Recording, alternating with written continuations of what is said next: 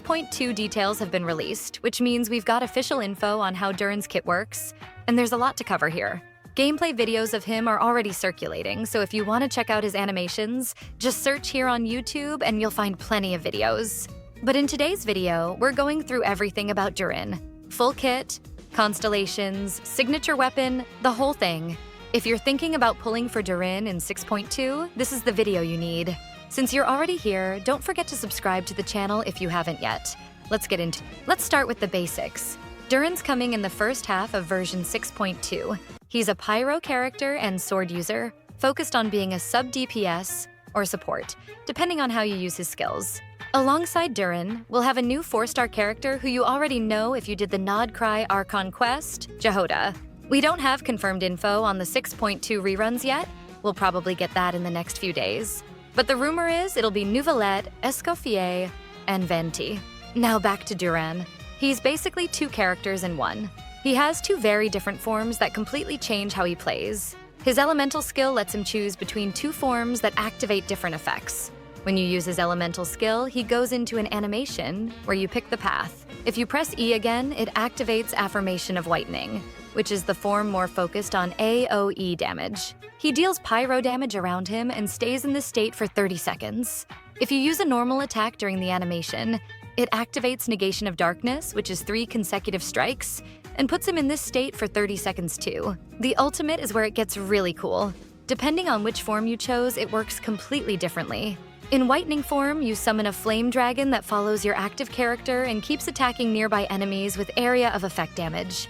In Darkness form, the dragon targets just 1 enemy, but the damage is much higher, and both stay on field for 20 seconds, so that's a good amount of damage time.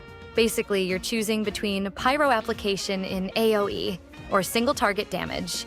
This makes Durin useful in different situations, both against waves of enemies and bosses. Now, the passives are where Durin really shows he was designed with support in mind. In Durin's first passive, when the Whitening form is active and your allies trigger pyro reactions like burning, overload, swirl, or crystallize, he reduces pyro resistance and the reacting element's resistance by 20%. In Darkness form, he increases his own vaporize and melt damage by 40%. So one form is more about helping the whole team as support, and the other is more focused on him dealing damage himself. What's interesting here is the reaction split. Apparently, Durin won't be that great of an option for DPS characters focused on vaporize and melt reactions. Is Hoyo scared of giving Nouvelette another support? Either way, let's talk about Durin's signature weapon now, which looks pretty strong. It has 608 base attack and 33.1% crit rate.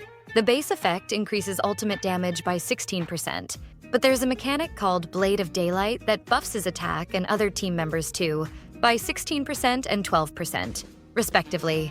And there's an important detail here. When you play with hexenzirkel characters, like Venti or Mona, these buffs become 75% stronger. So he was really designed to fit specific teams.